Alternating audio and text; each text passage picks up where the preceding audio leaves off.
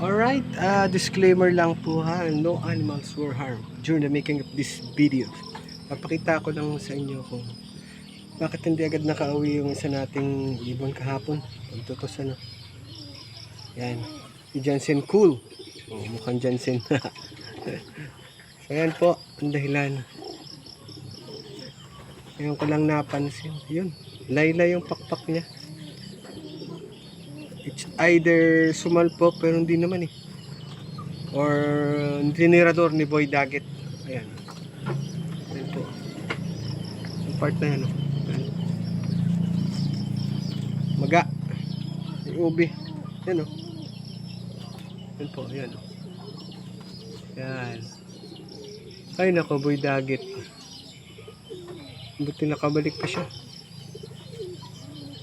So, yun. Kaya po tayong